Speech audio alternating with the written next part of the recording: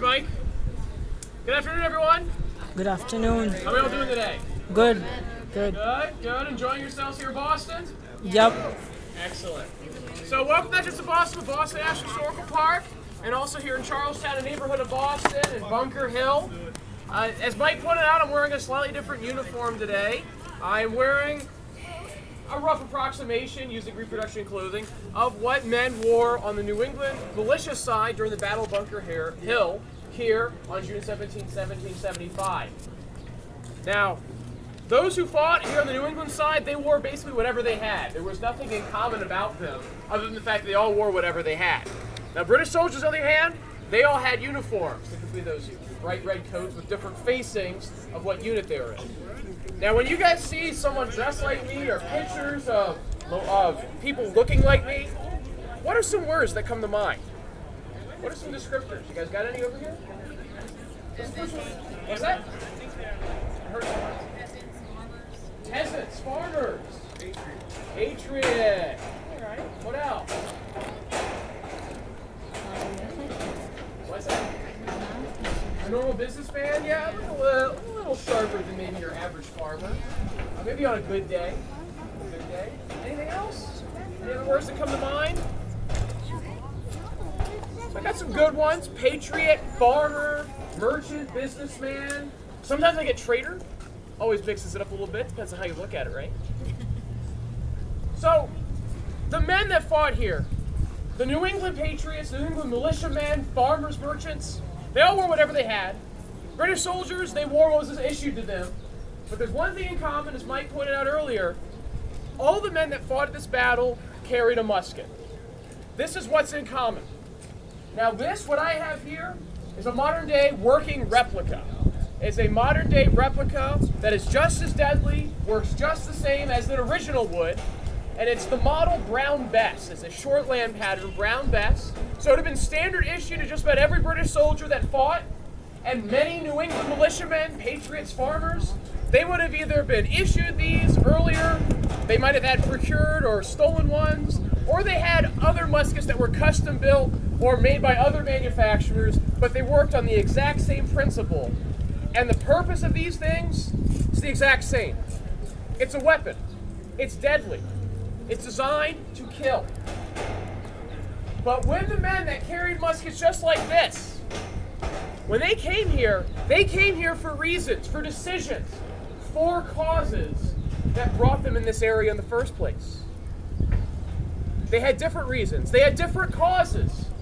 But when they took a musket like this, when they shouldered it, when they took aim, when they pulled the trigger and fired, that means that whatever decision, whatever cause, whatever idea they were here for, when they pulled that trigger, they committed their lives and other lives to that cause.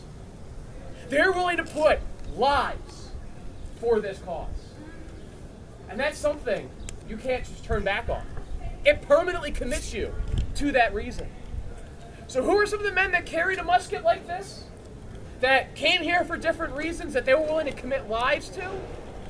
Well, one of them was actually a farmer. It's named Peter Brown. Now, Peter Brown grew up west of here in central Massachusetts, and he was in his mid-20s when he decided to join the militia and answer the call to rescue Boston from the violence that happened after Lexington and Concord. Now, Peter Brown, he was not unfamiliar with the musket. He grew up in a small town, and ever since he was 16, legally, he had to train in the militia. He had to be able to carry a musket and use it if need be. Now, sometimes militia units only train once a year. More active ones train perhaps once a month. And leading up to the Revolutionary War, some units would train even more often. When the alarm was sounded, Peter Brown wrote his mother that before the alarm was sounded, he was planning on going to Connecticut to get some farmhand work, get some money, save up, hopefully someday buy a farm, impress a young woman, get married, have a family. That's what he wants. But in his quest to get money, the alarm was sounded. I don't know about you, but would you guys choose farm work or some slightly more exciting work? What do you guys think? Farm? A little more your speed? Bring on the excitement. Yeah. Go. Peter Brown drops everything and he comes to Boston to meet with his unit and fight. Now, reason one, it's excitement. Reason two, you're gonna get money.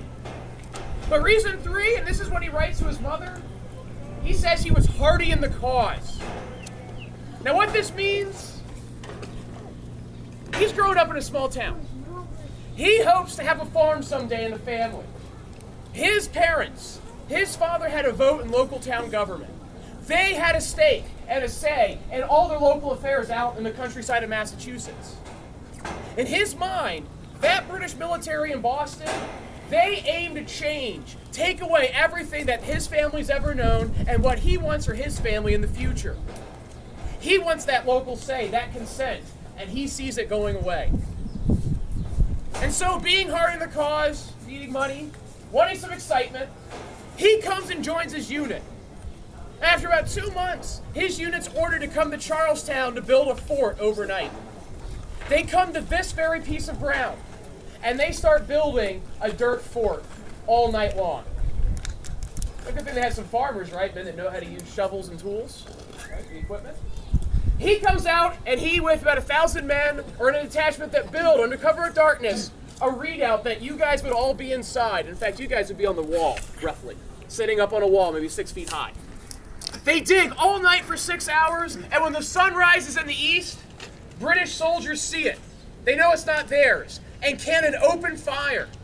They bombard this position. As the cannonballs roar through the sky, waking everyone up, they thunder and crash into this ground right here where we sit. And one unlucky man was hit literally head on and killed. A lot of men, they see that lifeless corpse, they drop everything and they run for their lives. You guys blame them? Who blames them? Who wants to stay? Apparently Peter Brown does. Instead of retreating, he continues to build the fort. But as British soldiers prepare, get on boats and are rowed over to the beachhead, today's Navy Yard, just 7 minutes walking that way. As they land, he will drop his shovel and he decides to pick up a musket. And he'll take aim down this range and wait to defend his vision of liberty. But as the day progresses, more men are sent, in a very confused fashion to be honest, but more men are sent to help.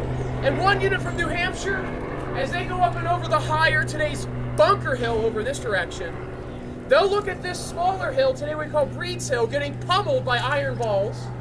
And instead of coming here, they go to an open meadow on the side to help cover the flank from being surrounded. As those men from New Hampshire march down the hill, one of the men in those lines, in the ranks, is another man carrying a musket, a lot like this, named Jude Hall. Now, Jude Hall grew up in his town of Exeter, New Hampshire, and in a sense, he would be a lot like Peter Brown. That's his life, that's his hometown. But unlike Peter Brown, Jude Hall was not a member of his community in the true sense that Peter Brown enjoyed. Because Jude Hall had been, since his youth, a slave. Jude Hall was an African-American slave. And when the alarm was sounded at Lexington and Concord, he was offered the opportunity of a lifetime. Take a musket and join. If you risk your life, dare to take other lives in this common defense, then you can taste freedom for the first time in your life. Quite an opportunity of a lifetime, wouldn't you say? Risk your life, take others, and you can finally taste the sweets of freedom. Carrying that musket, he goes down to a fence. He and the other men bolster it, throwing rocks, sticks, stones, anything up there. And all as they finish the fence, men like Hall level their musket up against that wall and wait. Across that field at the beach, British soldiers are landing. These men are professional soldiers, and this is the tool of their trade and profession. As they land, one of these men in the 38th Regiment of Foot was named Clement Nicholson. Now, Clement Nicholson joined the British military, the 38th Regiment, in 1768. Now, the battle's in 1775, so that means he's been in the Army for about 7 years now. Like most soldiers, he joined in his 20s, and he was a career soldier. For 7 years, he worked guard duty, fatigue detail, camp detail, and he had been in Boston ever since the summer of 1774, so almost a year. Now, why did Clement Nicholson join? Well, we have a couple reasons. I mean, for one, hey buddy, before you go, I got a question. Yeah. Do you want to spend the rest of your life making shoes in a small, boring town until you're 80? No. You sure? Would you rather see the world? You want to have fun? You want to have adventure? You want to get money while you do it? Maybe the army's for you. That's what Clement Nicholson was thinking, perhaps. What do you think? Do you want to make shoes till you're 80? Probably not. Unless you're healthy. Clement Nicholson, like most soldiers, he was a tradesman. He knew how to make shoes or weave, or he learned some other trade. And by the time he was 20, his whole life was ahead of him. Why stop now? Perhaps he joined for the adventure and the consistent pay. There's something to be said about a job that pays, right? Consistently. But also, the British military was the only profession that actually had a retirement plan at the time. The only profession that gave you a pension if you survived and served long enough into old age. Perhaps he was there just to be part of something bigger. But when he landed off a rowboat, he would have inspected his musket as a professional who worked with this every day. He would have checked that the flint was sharp and ready to create sparks, to ignite the pan. The initial charge that, when ignited, should go through a small vent to ignite the main charge of the barrel of a musket and launch a lead ball some 3/4 of an inch thick in diameter. But that's not all Clement Nicholson would do. Professional soldiers like him, they had something else. You guys know what this is called? Bayonet. Men like Nicholson would put on this bayonet and make this into a deadly spear, adding another 14 inches of deadly steel. This is the main weapon. And as they put that on, they begin to march towards Jude Hall or Peter Brown. As they march, they're coming up against men that have decided to be here for their own causes. Whether it's liberty they've always wanted and known, or liberty for the very first time. Men lie in waiting for the order to open fire at other human beings, British soldiers. As they come closer and closer, the order's given. Men open fire with muskets like this, thousands of muskets. And as they billow smoke, fire, and death, hundreds of British soldiers fall. The soldiers panic and they fire back, trying to thin the numbers behind the walls and the fences of the Patriot line. The British would be forced back and would have to regroup. But on a renewed assault, as they came up against this fort, the men inside, like Peter Brown, they hadn't had food since the day before. They haven't had water since that morning. They had built this fort all night. They were shot at in it all day. And now, carrying this heavy musket now, nearly delirious from the hot sun and dehydration, they were running out of ammunition and energy as British soldiers start surrounding on the wall. Some chanting "Conquer or Die," British soldiers charge with a bayonet at the front. They stab, murder, maim anybody in their way to clear through. Because if they don't clear this fort, Boston could be bombarded by Patriot, by Provincial, by New England cannon, if there were cannon in the fort. Anybody here just come from the North End neighborhood on the way over here? Old North, Paul Revere House? You could have been in range from a cannon up here. If they don't take it, they die, their comrades die, the people they're here to protect, loyal subjects of the king, they could die. When they clear the fort, men like Peter Brown run like they've never run before.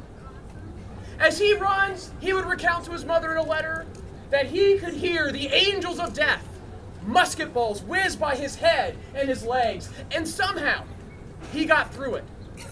Clearly it was the intervention of Providence alone. He had no other reason to believe how he got out. He saw his comrades fall and die, and men like Jude Hall helped cover the retreat as they too fled back to the mainland. The battle was over within just an hour, hour and a half. Peter Brown got away.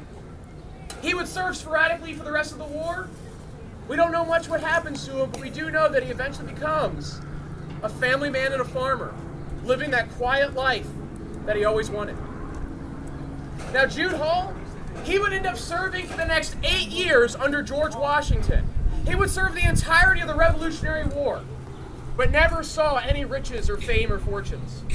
He was dependent on a pension in his old age just to stay fed. A pension for his service all throughout the war.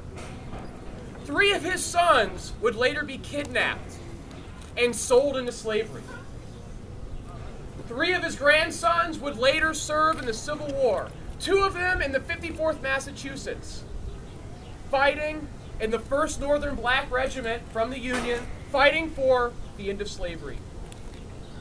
2 men fighting to finish what their grandfather started 2 generations before on this field on June 17, 1775, with a musket like this. Now, Clement Nicholson, when the battle ended, he was somewhere on this field with a wound. Carried back to a surgeon's table in Boston, he, for 2 months, tried to recover, but ultimately became one of the 1,000 casualties of killed and wounded, dying by August. 3,000 miles away from home, never to return. These men, whatever decision brought them here, whatever cause, whatever choice, whatever belief, when they used a musket like this, they committed their lives and other lives to this decision, and there was no turning back from that point forward. It began journeys that for some, like Clement Nicholson, it ended almost as quickly as it began. But for others, it began a struggle that would continue on for generations. A struggle that continues on to this day. A struggle to fight for what we believe in. To make choices, critical choices, about our future and the future of our families. And here's the struggle. Here's the challenge. How far must we go? How many lives should or should not be in the balance? What we're going to do now is demonstrate this musket. When we attempt to fire it, it's going to make a loud noise. It's going to be billowing smoke. You're even going to smell a bit of it. When we fire this musket, think of the men like Jude Hall, Peter Brown, and Clement Nicholson, and the thousands of others not named here today.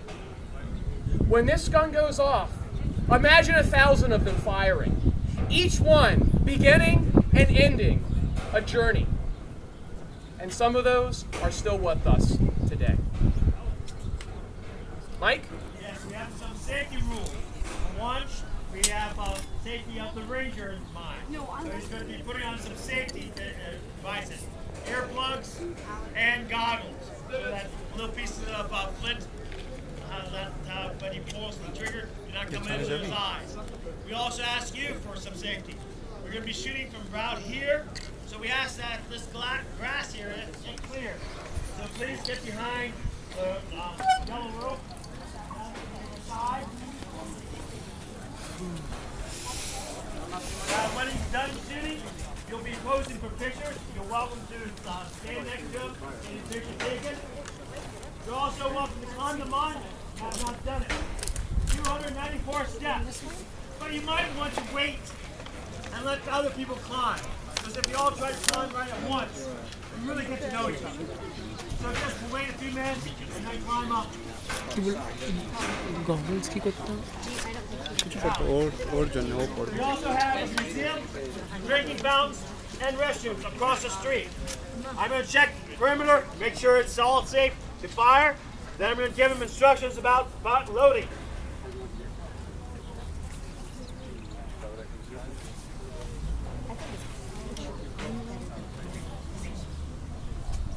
Once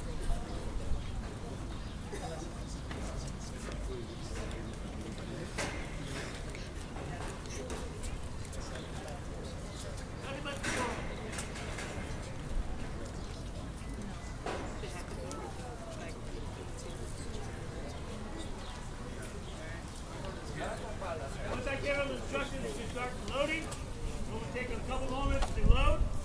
Go ahead and prime and load. He's going to pause before he does any firing. That's an opportunity to get prepared. It might be kind of loud. If you have a hearing aid, you might want to turn it down. If you have very young children, make sure that they're insured. It won't come Jeff, get on the other side, you can see his head. after when he fires. If you have a pet, make sure the pets are under control. There's also a possibility that he has a misfire, has problems firing. We ask that you stay there. We have a whole procedure. So, if about ready for him to do the firing, I'm going to give him some instructions. Boys, fire off. Cock, fire off. Present. Fire. Prime and load.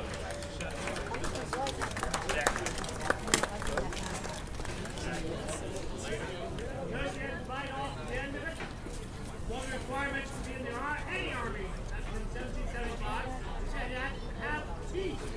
Preferably, they want to bump each other. You can bite off the cartridge. You're supposed to be able to load within 20 seconds. Imagine doing it with an army facing you, marching towards you. Looks like he's ready to fire again. So I'm going to give him instructions again. Boys, fire off. Cock, fire off. Present. Fire. Ready to do it again? Okay, we have one more shot. We brought a bonus one. So we're going to do it one more time. Mamá, Just a little bit. ¿dónde dispara?